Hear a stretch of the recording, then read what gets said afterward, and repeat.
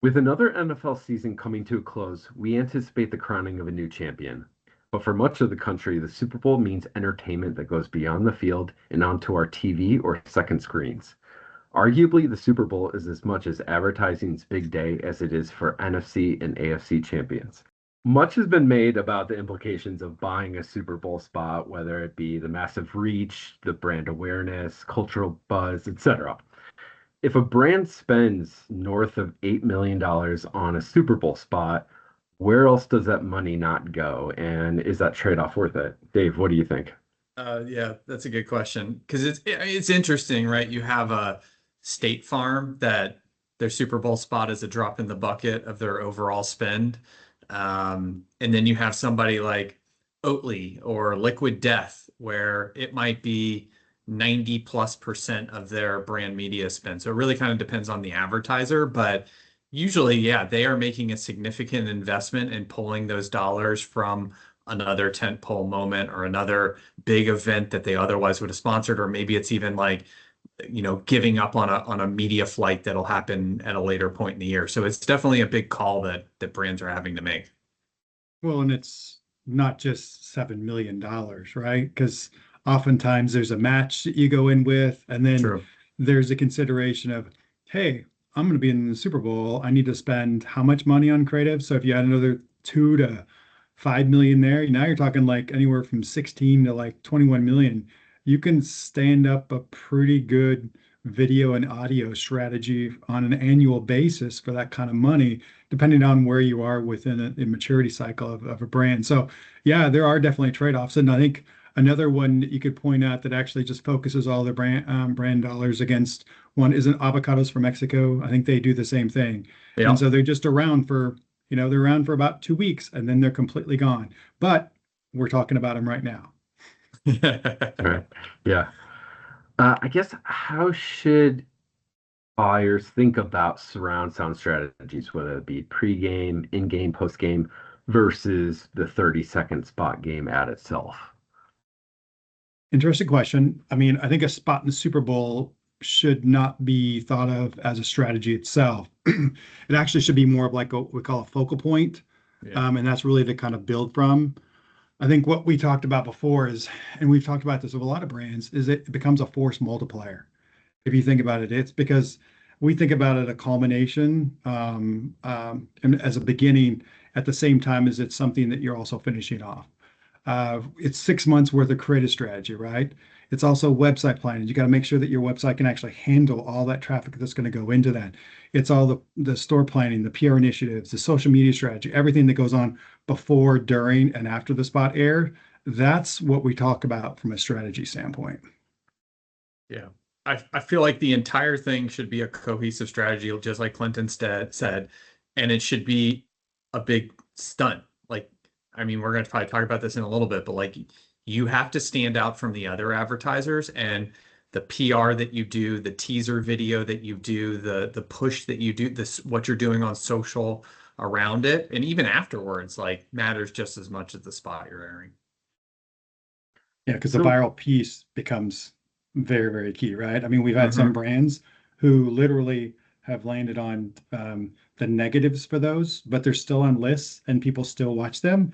And Oh, some of them because they're kind of gross. We won't get into which one, but it was a fantastic spot and it kind of put them on the map. And so I think, and that's fantastic, and that's what you want out of this, right? And that's the goal of this type of thing. so between second screens and the sheer number of messages competing for space to make an impression on a viewer, what does success really mean for a Super Bowl ad in 2026?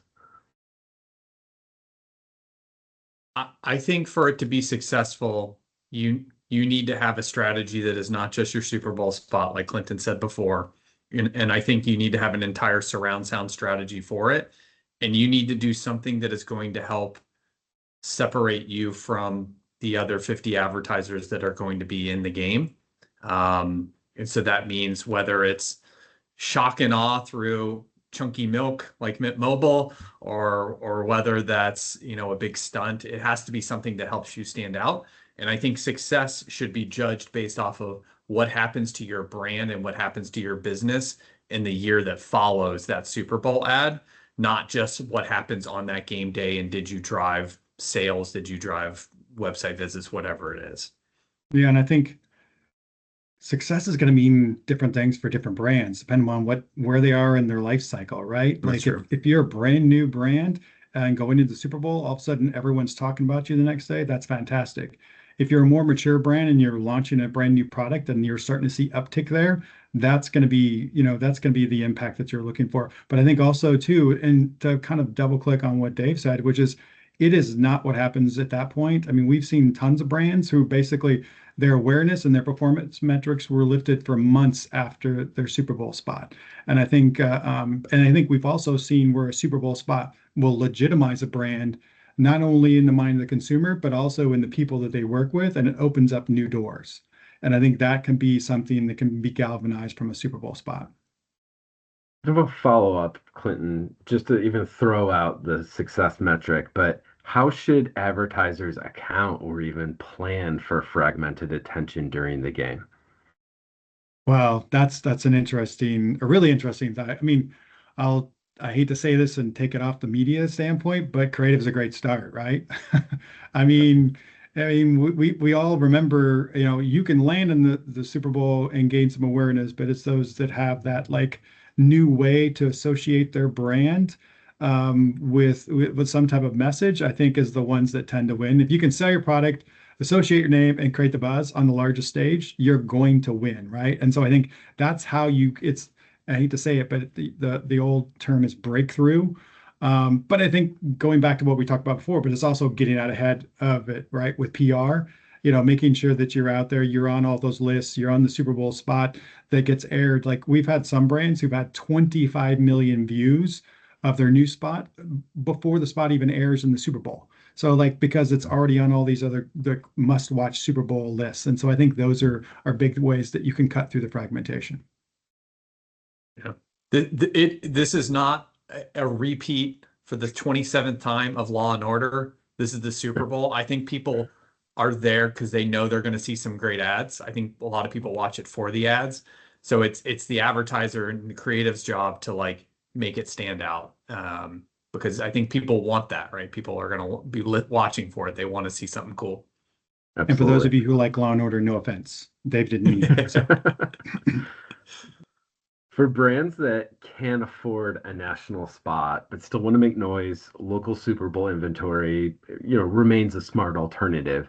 But I'm curious, how should advertisers decide which local markets are worth Super Bowl investment?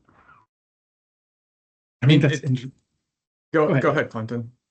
Well, I think if you think through this, it's like there's a number of different ways. It's like if you want to test out something to find out like can this be successful in a smaller market strategy before I go out and put that 15 to 20 million or whatever that's going to be, that's one approach. If you're a regional brand, it doesn't make sense to do a ton of waste in markets that you're not going to be in.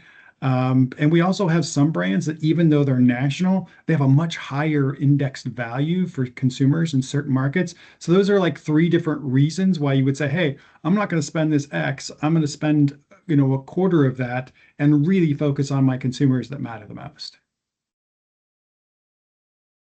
Yeah, I agree. I think that makes sense in terms of like where are you going to make the business impact or the impact that you're looking to hit based off of what your goals and objectives are. So, prediction time. How do we expect Super Bowl advertising to evolve in the next, let's just say 3 to 5 years? Will we ever see a meaningful shift away from like the traditional 30-second format or, like you mentioned, Clinton, like a week before having their ads on YouTube? Will we see like anything different in the next 5 years? What's your take, Clinton? Well, I think it's as viewership goes up, so will the prices. I think we've seen that the prices haven't gone. I mean, viewership hasn't gone down for 10 years. We can all thank the Chiefs for that. So we'll have to see what happens here in this Super Bowl. But I think as you go through, I think there's going to be, and we've already started to see this where we've seen brands who they launch a 60 or a 90-second spot outside the Super Bowl and do a cut down within the Super Bowl and they're doing 30s or doing 60s, I could see that evolving into a 15. I mean, the cost is going up, and it really is starting to price certain brands completely out of that mix. And you're already starting to see some of that kind of shift into there. But do I see a wholesale shift? No, because I think not in the next 3 to 5 years, but maybe if you get further down the road. And the reason why I said is that regardless of the cost, people are still looking at this as a 30-second canvas where I get to tell my message to 100 million people with that kind of engagement. I still think people want to utilize that as much as possible. I think if I'm guessing, two trends that I think we'll see more of, and we've seen some of this one, is more brands where you'll get two brands coming together to do a collaborative spot between the two brands that are two completely separate companies. Last year was a DoorDash that I think did that, where they ended up having a bunch of different brands as part of their commercials. They probably help offset some costs by doing that. You already see it a lot with like Budweiser, where they'll have multiple of their brands within the spot. And then I think the other one is, right, I think we're going to start seeing more and more shift to streaming, even for big game events like the Super Bowl. And as that happens, I think you'll see more interactivity happening within the ads, where you're able to get more, whether it's shoppable environments or more interactive type videos that happens within the ads. Once Amazon and Netflix, right, get their first Super Bowl, which I think will happen, maybe not in the next 3 to 5 years, then we'll definitely see a lot more of that. So last question, who do you have on Sunday? I'll let you go first, Dave. Seahawks. I think it's gonna be a close game though, but I think the Seahawks are gonna pull it out. We'll see. And I'm gonna root this. I think it's Seahawks 35-20.